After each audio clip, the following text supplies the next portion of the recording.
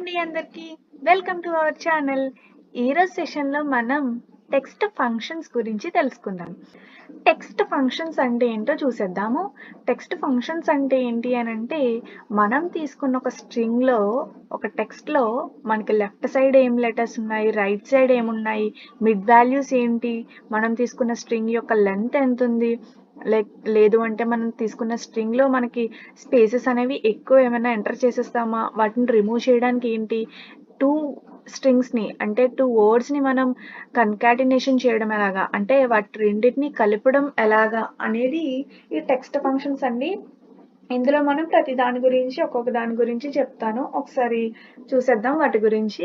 ప్రతి దానికి కూడా మనకి ఒక ఫార్ములా అనేది ఉంటుందండి. అది అప్లై చేయడం వల్ల మనకి స్ట్రింగ్ ఫంక్షన్స్ అనేవి అప్లై చేసుకుంటాం మనం. ఫస్ట్ మనం ఈ టేబుల్‌లో చూసినట్టయితే నేను కొన్ని తీసుకున్నాను. నేమ్స్ అనేవి తీసుకున్నాను. ఇందులో మనం ఫస్ట్ లెఫ్ట్ దాని గురించి చూద్దాం.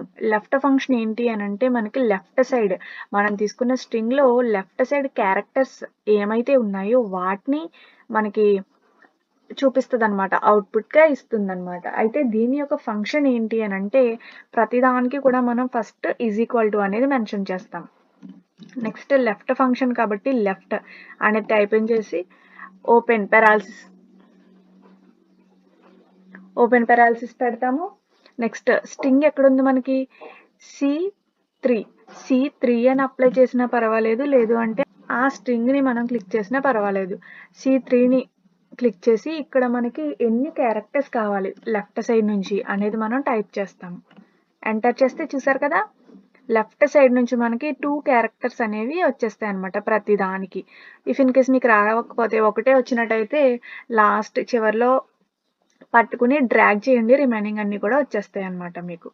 నెక్స్ట్ రైట్ ఫంక్షన్ కూడా సేమ్ అండి. రైట్ ఫంక్షన్ అంటే మనకి రైట్ సైడ్ ఉన్న క్యారెక్టర్స్ అనేవి వస్తాయి. మనకి ఇక్కడ వాల్యూ అనేది నేను 2 ఇచ్చాను. స్ట్రింగ్‌ని సెలెక్ట్ చేసి 2 ఇచ్చాను కాబట్టి 2 వాల్యూస్ అనేవి వచ్చినాయి. అలా రిమైనింగ్ అన్నీ కూడా వస్తాయి అనమాట. రైట్ చూద్దాము. రైట్ కూడా సేమ్ ఈజ్ ఈక్వల్ టు పెడతాము. రైట్ అని టైప్ చేస్తాము. ఓపెన్ బ్రాకెట్స్ మనకు సేమ్ స్ట్రింగ్ కాబట్టి దాన్ని సెలెక్ట్ చేయొచ్చు, లేదు అనుకుంటే C3 అని ఇచ్చినా పర్వాలేదు. కామా పెడతాము. మనకి ఎన్ని క్యారెక్టర్స్ కావాలి అనేది పెట్టుకుంటాము. క్లోజ్ చేసేస్తాము. చూసారు కదా, రైట్ సైడ్ నుంచి మనకి 2 క్యారెక్టర్స్ అనేవి వచ్చినాయి ప్రతి దానికి కూడా. నెక్స్ట్ మిడ్ ఏంటి అంటే మనం మధ్యలో ఉన్న వాల్యూస్ కావాలనుకోండి, మనకి మధ్యలో ఉన్న లెటర్స్ అనేవి కావాలి. అప్పుడు ఏం చేస్తాం, మనం మిడ్ ఫంక్షన్ అనేది యూజ్ చేసుకుంటాం. ఈజ్ ఈక్వల్ టు మిడ్ అని పెడతాము. మనం ఓపెన్ బ్రాకెట్ చేసి స్ట్రింగ్ అనే దాన్ని సెలెక్ట్ చేసుకుంటాము.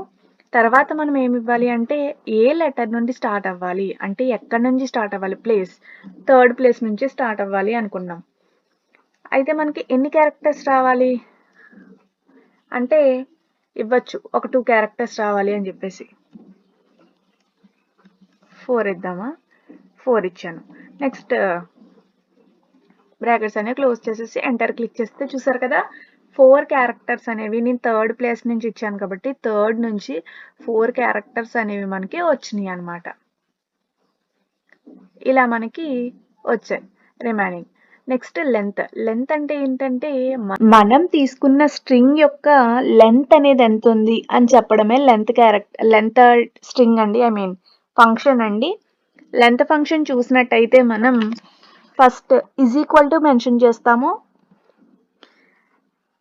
లెంత్ ఫంక్షన్లో మనం LEN అనేది పెడతాము. నెక్స్ట్ ఓపెన్ బ్రాకెట్స్ చేస్తాం. నెక్స్ట్ మన స్ట్రింగ్ ఏదైతే స్ట్రింగ్ ఉంటుందో దాన్ని మనం సెలెక్ట్ చేసుకుంటాము.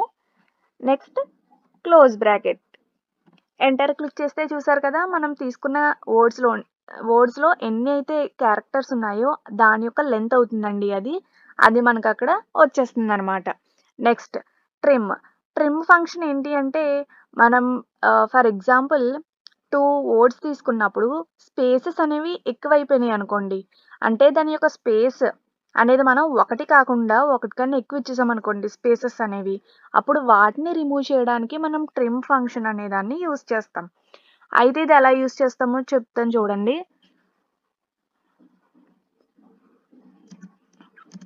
ఇక్కడ చూసారు కదా, నేను డివైస్కి 1 స్పేస్ కాదు 2 స్పేసెస్ అనేది ఇచ్చాను. అంటే నేను ఇక్కడ జస్ట్ ఇక్కడ వర్డ్స్ అనేవి టైప్ చేశాను కాబట్టి వర్డ్స్లోనే చూపిస్తున్నాను చూడండి.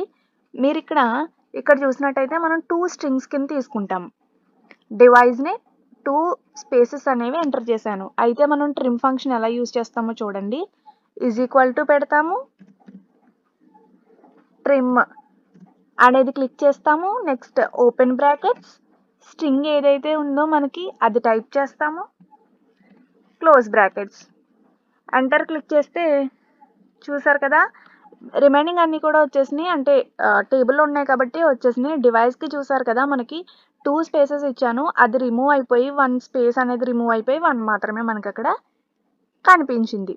నెక్స్ట్ కన్కాటినేషన్ చూసారంటే మనకి 2 స్ట్రింగ్స్ ఇచ్చినప్పుడు ఆ 2 స్ట్రింగ్స్ని కలపాలి అంటే joining the 2 strings is called concatenation అని చెప్తాము. అయితే ఇప్పుడు ఇది ఎలా చేయాలి అనేది చూపిస్తాను చూడండి. ఫస్ట్ ఈజ్ ఈక్వల్ టు పెడతాము, కన్కాటినేట్ అనేది యూజ్ చేస్తాము, అంటే అదే టైప్ చేస్తాము.